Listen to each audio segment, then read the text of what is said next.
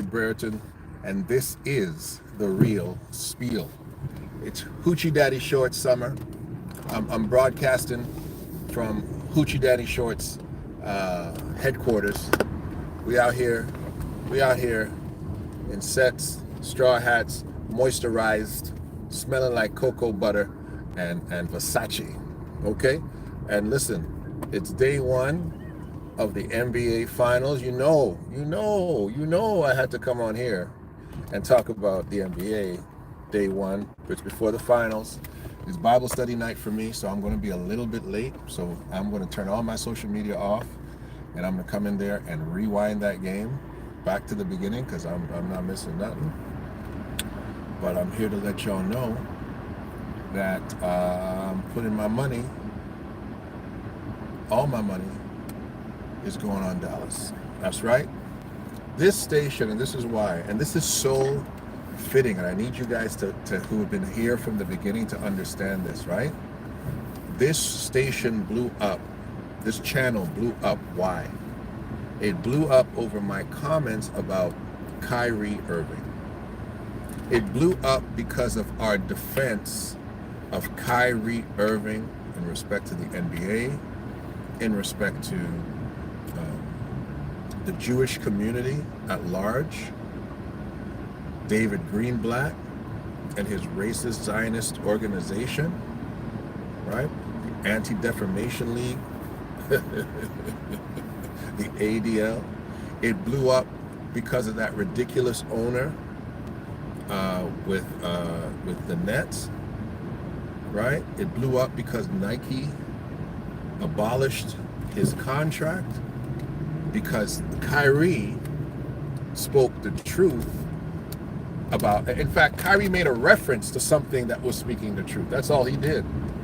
Kyrie made a reference to a book, and they wanted to cancel Kyrie Irving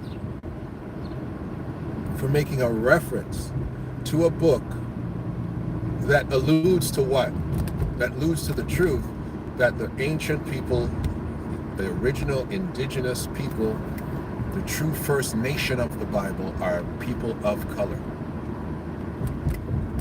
And Kyrie fell under the blunt force trauma of the white European Zionist movement trying to make sure that the truth stayed hidden. Well, let me tell you, first of all, it's the worst kept secret in the world.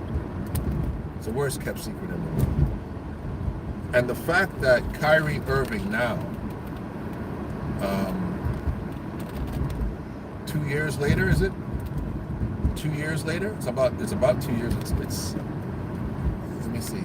Yeah, it's 2 years later or 2 seasons later, is now at the top, at the apex of his career, at the forefront of every mind, is being called the best ball handler ever. They're saying he's the most skilled player they've ever seen. Oh, look how the narrative has changed. They're like, oh, Kyrie will never play another NBA game. He's going to be canceled. The NBA is going to suspend him. Kyrie didn't want the vaccine. Kyrie says the earth is flat. Kyrie says that he's a Hebrew. And now the whole world is going to be watching Kyrie Irving play for a championship. And I'm saying that you have to be on the right side of history with certain things, right? Kyrie Irving is going to be, and I'm predicting it right now. I'm putting it out there right now. Kyrie Irving is going to be an NBA champion. Kyrie Irving is going to be the MVP of the finals. I'm putting it out there in advance. This is his moment. This is the reward of being ostracized. This is Nike now having to be like, oh my gosh, Kyrie is at the forefront of this. We abandoned him. Look at what we would have received, all the advertisements. We could have broken out with the brand new Kyries. We would have made billions. We thought his career was over. We thought we could cancel him. We thought it was a wrap for him. But Kyrie Irving And the Dallas Mavericks are about to shake up the world. And you heard it here first, my friends. He's about to shake up the world. Kyrie, a full 360-degree come around, right back to the top, baby. Right back. Look how life is. Isn't it interesting? Look at life. Life can so-called throw you a curveball. Life can look like, oh my gosh, look at all these things, these people coming at me. And now no one is discussing Kyrie's sentiments about that book. No one's discussing his political statements. No one's discussing his anti-vaxxer mindset. No one is talking about anything else except that Kyrie is one of the greatest basketball players in the history of basketball. That's all they're talking about now. It's crazy how that narrative has switched and changed. And this is the lesson for all of us, that it is more important to stand on the business of your conscience than to seek out the commerce of the world. Kyrie stood on the business of his conscience. And the only thing, good afternoon, my brother. Good afternoon. Oh, Carla, I apologize. Carla and family. Good to see everybody out here. Kyrie stood on that business. And the only thing that I really didn't like to see is these forced multiple apologies. They made him go on an apology tour. He was apologizing to everybody. Made him apologize to the Nets, and apologize to the Jewish community, and apologize to this and apologize to that. Took him on an entire apology tour, and Nike still dropped him. Took him on an apology tour. The Nets still suspended him indefinitely. Didn't know when they were going to return. Then he had to pop off and say, hey man, listen, these people ain't gonna treat me like a dummy. And he had to speak his mind again. And now we're here at an NBA Finals. This is one of the greatest platforms for this version of Kyrie Irving. This version of Kyrie Irving, he is not standing in the shadow of anyone. He's not standing in the shadow of LeBron James. No. He's casting his own shadow.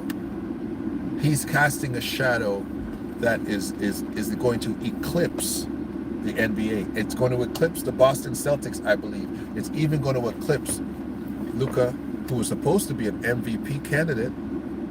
If Luka has half a decent series, let's be real about it. If Luka has half a decent series, has Luka type of numbers, and they win, most of us are going to think, yeah, Luka's going to get the MVP of the finals. But I'm here to let you know that this is Kyrie Irving's moment, my friends. This is because Luka Doncic has never been to an NBA Finals. Kyrie has.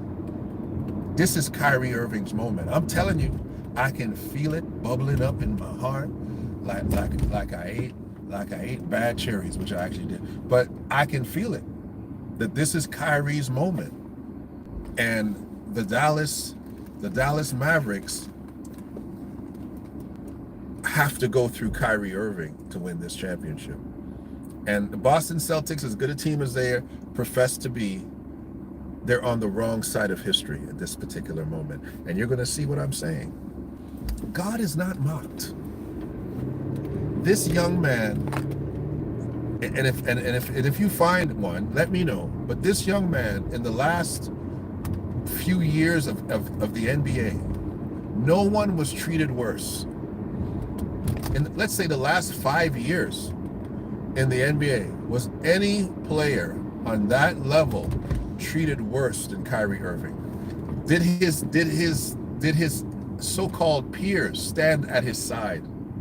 Did anyone speak up for Kyrie? They all hid and cowered. Kareem Abdul-Jabbar, called him a fool. Barkley didn't stand with him when he made his statements. Shaq didn't stand with him. Kenny didn't say anything, to his credit, but he was essentially just a non. He was just he decided to make no comment. But nobody stood up and said Kyrie Irving has a right to speak his mind, has a right to his opinion. Nobody stood up and did that right away. No, they didn't. Nobody did that right away. And the only brother who I think after came and did it, his fellow Dukian, what's his name? Was it Jason? I forget the brother's name, to be honest. They canceled him well and quick. They canceled him well and quick. Quick, fast, in a hurry, they canceled him.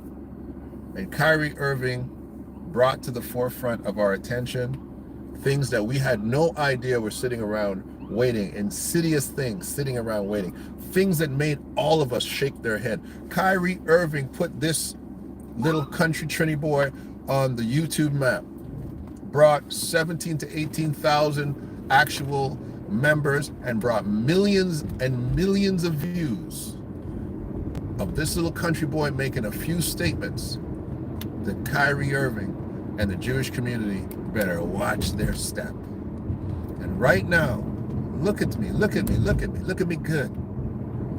Look how history has changed. Right now, what is the status of Israel? What is the national, international, even the domestic opinion of Israel in Israel? What do Israelis think of their government? Israelis, what do they think of their government? What does the world at large think of Israel at this moment? Of the European Jew at this moment? What does the world at large believe about them? Is their secret hidden anymore? Have not they been called a colonizer? Have not they been said to have appropriated another culture?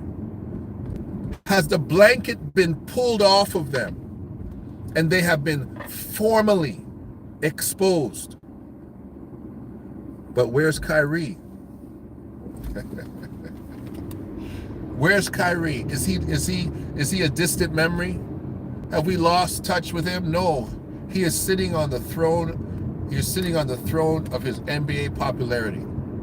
Never before has he been this high in stature in the NBA. Never before have people said Kyrie Irving might be the most skilled player I've ever seen in my life. It's trending all over YouTube. Kyrie Irving might be he's the greatest ball handler ever. But he's the greatest under the rim player I've ever seen. He's the most skilled player I've ever seen in my life. Luka and Kyrie is the greatest backcourt in NBA history. That's what people are saying right now about Kyrie. Look at God. Sometimes, all the time, I don't want to be too absolute. Don't play with God's anointed, baby. Don't play with God's anointed. Oh my goodness. You try to mess with this man's money, with this man's livelihood, with this man's character, try to lie on him and put words in his mouth that he did not say. All that happened was it caused a revival of truth. Truth was pouring out everywhere. People began to understand what was a Talmud, what is written in the Talmud about black people. People started to read about these things. They started to question and look sideways at rabbinical Judaism. People learned about a community of black Hebrews in Israel and how Israel was treating those people. People met Michelle Obama's rabbi cousin, realizing he's the top black rabbi in America. We learned a lot. We learned that the ADL is a partner with the FBI and has us, black organizations, Israelites, and black Christians who are pro-black identification as the people of the book as hate groups. Wow. And we saw where the house Negro stood up and allowed to give these folks platforms. Breakfast Club, Charlemagne the Clown, and these people put David Greenblatt on there to speak his Zionist rhetoric trash, to say how dangerous sentiments were of truth. We saw it all, baby. We had revolution. We burned our Nikes. We stood up and lifted up our arms and said, not on our watch, ever. Never will you burn down that brother. Oh my goodness. And then Kanye got into it. I ain't even go there. I'm not even going to go there because you know I'm not a fan of that dude. I'm not a fan. He's too inconsistent for me. But some of y'all love him. And when Kanye got up there and they tried to burn down Kanye too, Kanye wasn't having it.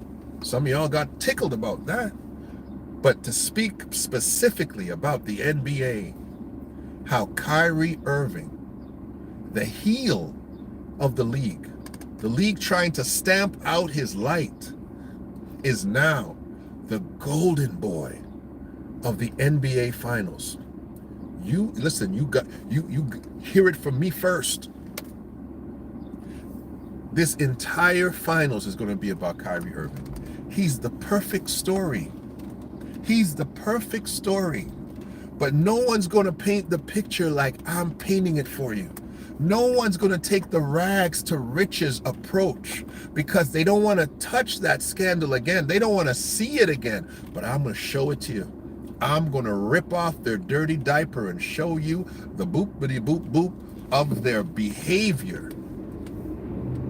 Because it needs to be highlighted. It needs to be seen in the purest form. And anybody who is an actual authentic journalist is going to show you just what I'm showing you.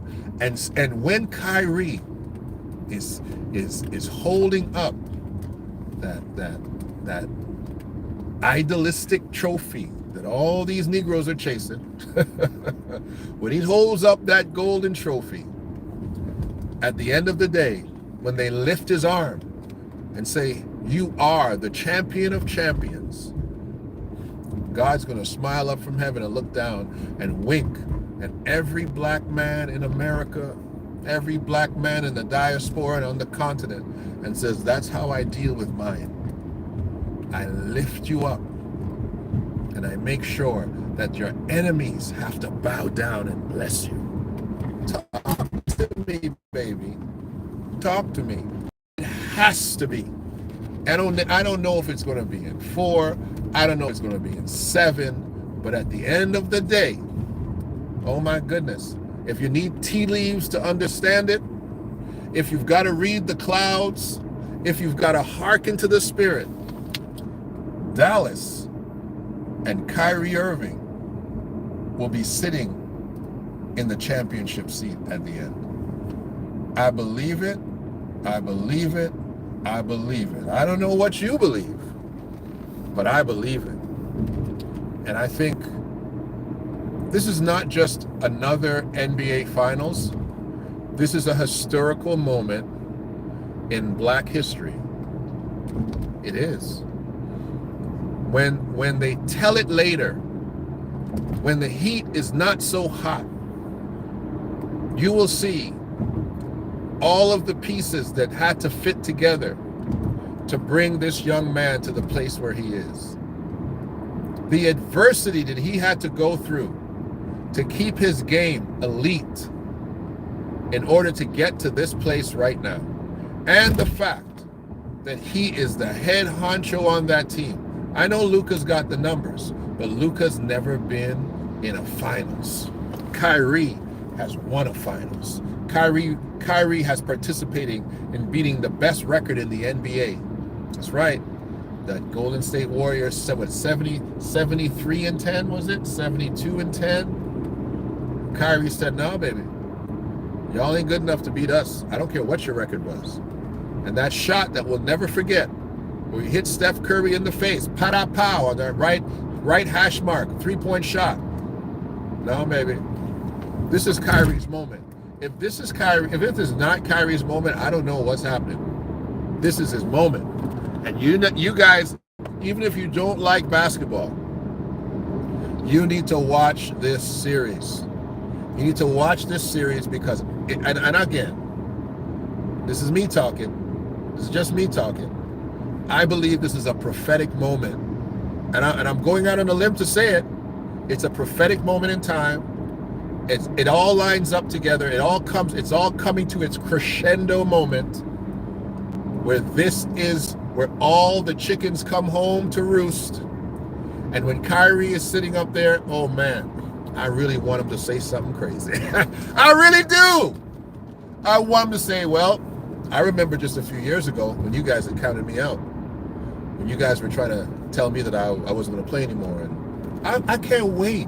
I can't wait for him to get up there, just like, and I don't remember the brother's name, and it would have been so perfect if I had the names on the tip of my tongue, but we remember the Montreal Olympics, and those brothers that got on the podium, and they put on their black gloves, and they lifted up their black gloves for black power, and they did strip them, and I believe they gave them back the medals. Somebody can check that for me. But they stood up at the moment where it was their personal moment to shine, and they said, you know what? This is a moment for our people. And they lifted up those black gloves, and to the chagrin of the United States of America, to the chagrin of colonizers all over the place, they felt that that wasn't the moment for them to make a statement. But when is the moment? Better. When all lights are on you, when every ear is listening, when everybody wants you to say the so-called right thing, but to say, I've done this for my people. Oh man, maybe I'm putting a lot on that young man. Maybe I'm putting a lot. Maybe I'm putting a lot on this moment in history. Maybe I'm speaking on behalf of God and pushing my own personal agenda. Or maybe I'm just seeing it the way that it's going to turn out. Time will tell. But I'm very excited to watch this NBA Finals. I'm very excited to see how history, how everything has brought things to this particular moment. Anybody else could have been there. It didn't have to be Kyrie and Luka. They were making such a big deal and saying that Anthony Edwards is the next Michael Jordan. Well, that turned out to be untrue. That turned out to be false. Kyrie Irving, the table has been set for you, young man. Rumble, young man, rumble. It's your turn. It's your time. It's your moment. Shine, brother, shine. I'm excited for it. I want to see it happen for you. Shine, brother, shine. Let me see what people are saying. You're saying Boston. Somebody's saying Boston. Listen, Boston looks like a good team, but I believe Yahweh is with Dallas right now. Dallas is a win for Kyrie. Yeah, man. Eyes on the rope. I can see, don't worry. I can see, don't worry about me. I can see. The biggest problem is that the are always looking for an argument. Yeah, it's true. It's true. But this is such a moment, man. This is going to be such a moment. And I'm excited for it. I don't know what you guys are saying. I don't know who you guys are rooting for. But I'm here to let you know that it's going to be Dallas. It's going to be Kyrie Irving sitting at the top of that, at the top of the heap, and everybody's going to have to come and bow down and kiss the ring of Kyrie Irving. That's what I got to say. That's the real spiel. Go tell it and let everybody know that I said Kyrie Irving is going to win the MVP of the finals and the finals championship. You heard it here first. It's Del K. President. This is the real spiel. Subscribe. Oh boy. Let's talk about it. We'll talk about it soon. Bye-bye.